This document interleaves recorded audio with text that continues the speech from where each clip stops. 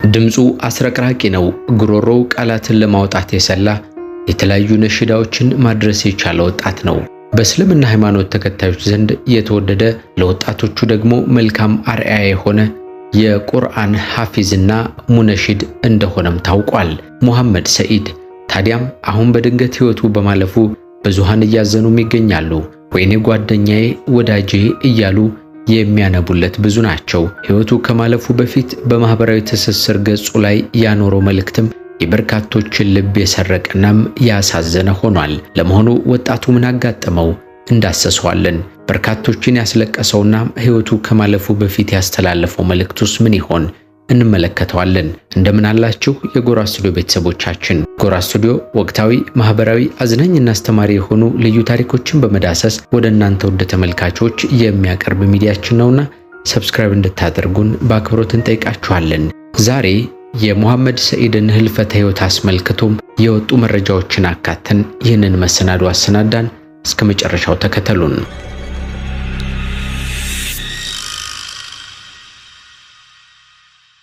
ወጣቱ ሙነሺድ ሙሐመድ ሰኢድ የተወለደው በወሎ መዲና ደሴ ከተማ ነው። ያደገውም በዚያው ነው። አስተዳደጉ እንደማንኛውም የደሴ ልጅ ቢሆንም ወደ ሃይማኖቱ የቀረበ ልጅ እንደነበር ይነገራል። ልጅነቱን ባሳለፈበት መንደር ውስጥ ከሁሉ ጋር ተግባቢ፣ ሳቂታና ተጫዋች እንዲሁም በሁሉ ዘንድ ተወዳጅ መሆኑም ይታወቃል። ተግባቢነቱ ከእስልምና እምነት ተከታዮች ብቻ ሳይሆን ከክርስቲያን ጓደኞቹናም አብሮ አደጎቹም ጭምር ነው። ወጣቱ ሙሐመድ ሰኢድ በመግቢያችን ላይ እንደጠቀስነው የቁርአን ሐፊዝናም ሙነሺድ እንደሆነም ይታወቃል። በልዩ ልዩ ነሽዳዎቹ ደግሞ በመላው ህዝበ ሙስሊም ዘንድ እንዲታወቅም ሆነም በተለይም ፊዳካን፣ ስጦታይም፣ አፈር የጫኑና መሰል ነሽዳዎቹ እጅግ የሚታወቁ ናቸው። ከሁሉ በላይ ደግሞ ሁሉም ሙስሊሞች አንድነታቸው እንዲጠበቅ ትልቅ ምኞት እንደነበረው የተለያዩ ሚዲያዎች ጠቁመዋል። ሙሐመድ ሰኢድ ባለትዳር የቤተሰብ አስተዳዳሪ እንደነበር ይታወቃል። በመሰረተው ቤተሰብ 4 ልጆችን የወለደ ሲሆን በመልካምናም በስነ ምግባር ልጆችን ያሳድግ እንደነበረም የሚያውቁት ይናገራሉ። ኡስታዝ በድር ሁሴን ስለ አሳዛኙ ሙሐመድ እንዲህ ይላል። ተወዳጅ ወንድማችን ሙሐመድ ሰኢድ በዘንድሮ ረመዳን መጨረሻም ኡምራ መሄድን ከመጠን በላይ ፈለገም። ብዙ ወንድሞችን ስለዚህ ጉዳይ ማማከር ጀመረም። ኧረ እባክህ አንተ እኮ አቅም የለህም፣ ዋጋው ደግሞ ውድ ነው ሲሉ ነገሩት። ኧረ በፍጹም ብሎ መለሰ ሙሐመድ። ከረመዳን በኋላ ብትሄድ ይሻላል ብለው ሊያግባቡትም ሞከሩም። አይሆንም፣ የረመዳን መጨረሻዎቹን ቀናት ኡምራ ነኝ አለ ፈርጠም ብሎም። ምንድነው ደግሞ አንተ የመጨረሻ አደረግከው እኮ ብለው ሲቀልዱበት ያው በሉት ብሎ መለሰላቸው ይላል ኡስታዝ። ከዚያም ቪዛ ፍለጋም ተንከራተተም፣ ወጣ ወረደ። ፈጣሪ ፈቀደና ህልሙ ተሳካ። ሰዎች ገንዘብ ስላላቸው ብቻ ሳይሆን ሲጠሩ ብቻ ወደሚሄዱበት የፈጣሪ ቤት ሄደ በማለት ይጨምራል ኡስታዙም። የሚወደውን ስፍራ ረገጠም። ኡምራን ፈጽሞ መዲናን ዘይሮ ወደ ሀገር ቢመለስም በድንገት ወደ አኺራ ሄዷል ይላል። እውነትም የመጨረሻው ኡምራ ነበረች በማለት ኡስታዝ በድር በሐዘን መናገሩ ነው የተሰማው። ኡስታዝ በድር ሁሴን በአባድር መስጂድ ላይ ሽኝቱ ላይ የተናገረው ሐሳቡ ነው ይህ ያቀረብንላችሁ። በበርካታ ሙስሊም ኢትዮጵያን ዘንድ የተወደደው ይህ ወጣት ሕይወቱ በድንገት የተቀጠፈው ምን ቢያጋጥመው ነው? አስከትለን የምንመለከተው ነው።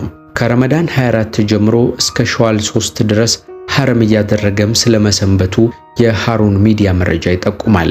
ወደ ሀገር ቤት እስኪመለስበት ድረስ በመዲና ዘይራ እያደረገ እንደቆየም መረጃው ይጨምራል። ፊዳካን፣ ስጦታይም፣ አፈር የጫሩና መሰል ነሽዳ ስራዎችን በማቅረብ የሚታወቀው ወጣቱ ሙሐመድ ሰኢድ ባጋጠመው ድንገተኛ ህመም ምክንያት ድንጋጤ የተሰማቸው ወዳጆቹና ቤተሰቦቹ ወደ ሕክምና ተቋም ይወስዱታል። ቦታው ደግሞ አሚን አጠቃላይ ሆስፒታል ነበረም።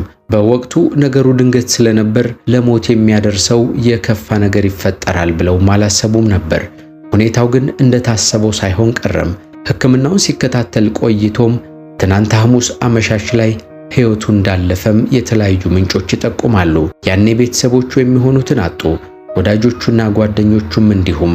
የህልፈቱ ዜና በተለያዩ ሚዲያዎች መሰራጨት ከጀመረ በኋላ በነሽዳዎቹ የሚያውቁት ሁሉም ሐዘናቸውን ሲገልጹ አምሽተዋል። ከዚያም በኋላ አዲስ አበባ መከኒሳ በሚገኘው አባድር መስጂድ ሰላተል ጅናዛው ተደርጎለት የቻሉ ሁሉ ወደዚያ በማቅናት ሂደቱን ተከታትለው አምሽተዋል። ትናንት አመሻሽ በእንዲህ ያለ መንገድ በድንገተኛ ህመም ህይወቱ ያለፈው የቁርአን ሐፊዙ ሙነሽድ መሐመድ ሰኢድ ሰላተል ጀናዛው ወደ ተወለደባት ደሴ ገባም። ከዚያም ከጁምዓ በኋላ ሰላተል ጀናዛው በዚያው በደሴ አረብ ገንዳ መስጂድ ከተሰገደበት በኋላ በደሴ ካራጉቱ ጉጅ መካነ መቃብር ስርዓተ ቀብሩ መፈጸሙ ነው የተነገረው። በዚያም በርካታ ሙስሊሞች፣ ቤተሰቦቹ፣ ወዳጆቹ እንዲሁም የደሴ ከተማ ነዋሪዎች በተገኙበት መፈጸሙ ነው የተነገረው። ታዲያ ይህንን ያዩ ሁሉ እያለቀሱ በከፍተኛ ሐዘን ላይ መሆናቸው ቢታወቅም ከሁሉ በላይ የባለቤቱና የልጆቹ ሐዘን ግን የከፋ ስለመሆኑ ተነግሯል። በርካቶችም እንዴት ችላው ይሆን እያሉ ስለ ባለቤቱ እያዘኑ ይገኛሉ። ሙሐመድ ሰኢድ ህይወቱ ከማለፉ ቀደም ብሎ በማህበራዊ ሚዲያ ትስስር ገጹ ላይ ያስቀመጠው መልእክት የበርካቶችን ልብ የነካ መሆኑ ተነግሯል። መልእክቱም ሞት ለሁሉም የማይቀር መሆኑን በመጠቆም የዱንያ ህይወት እንደ ታክሲ ነች፣ ሁሉም ተራውን ጠብቆ ይወርዳል በማለትም አስቀምጧል። ከዚህ በተጨማሪም ከሸክሞች ሁሉ እንደ ዕዳ የሚከብድ የለም፣ አላህ ይክፈልልን ሲልም ለተከታዮቹ ማድረሱን ተመልክተናል። ታዲያም እነዚህ መልእክቶቹን የተመለከቱ ሁሉም እጅግ ልባቸው ተሰብሮም በሐዘን ላይ ይገኛሉ። የሃሩን ሚዲያ መረጃ እንዲህ ይላል። ሙነሽድ መሐመድ ሰኢድ የአራት ልጆች አባት ሲሆን የቲም ልጆችን መንከባከብ የሁሉም ሙስሊም ኃላፊነት እንዲሆን ጥሪ ቀርቧል በማለት በመረጃው አካፍሏል። ለየቲም ልጆቹ የምንለግስለት ስጦታ ካለም በልጆቹ እናት በባለቤቱ አካውንት የምንችለውን እንድንነይትም ጥሪ አቅርቧል። ታዲያም በባለቤቱ በልጆቹ እናት የተቀመጠው አካውንት ቁጥር ኮሜንት ላይ እናኖርላችኋለን። የምትችሉትን ድጋፍ እንድታደርጉም እኛም በሚዲያችን ስም እንጠይቃለን። ከደሴያችን አብራክ የተገኘውና በኢስላማዊ ነሽዳዎቹ የሚታወቀው ሙሐመድ ሰኢድ ገና በለጋ ዕድሜው ሕይወቱ በማለፉ እናዝናለን የሚሉት የደሴ ወጣቶች ናቸው። ፈጣሪ ነፍሱን እንዲምረው ለቤተሰቦቹና ወዳጆቹ በሙሉ መጽናናትን የሚመኙም ብዙሃን ኢትዮጵያውያን ናቸው። ሐዘናቸውን ከሚገልጹት መካከል ደግሞ ክርስቲያን ወንድሞቹም ይገኙበታል። እኛም ለቤተሰቦቹ፣ ለወዳጆቹ እንዲሁም ለመላው ሕዝበ ሙስሊም ሁሉ ፈጣሪ መጽናናት እንዲሰጥልን ተመኘን። ጎራ ስቱዲዮ ወቅታዊ፣ ማህበራዊ፣ አዝናኝና አስተማሪ የሆኑ ልዩ ታሪኮችን እየዳሰሰ ወደ እናንተ ውድ ተመልካቾች የሚያቀርብ ሚዲያችን ነውና ሰብስክራይብ እንድታደርጉን በአክብሮት ጠየቅን። ዛሬ በእስልምና እምነት ተከታዮች ዘንድ እጅግ የሚታወቀው ወጣቱ ሙሐመድ ሰኢድን ህልፈተ ህይወቱን በሚመለከት ያጋጠመውን ነገር አይተን ስለ ቤተሰቦቹና ዛሬ ስለተከናወነው ስርዓተ ቀብሩ በጠቅላላ መረጃውን አጠናቅረን በእንዲህ ያለ መንገድ ወደ እናንተ አደረስን። ስለተከታተላችሁ እናመሰግናለን። በሚቀጥለው እስክንገናኝ መልካም ጊዜ ለእናንተ ይሁን።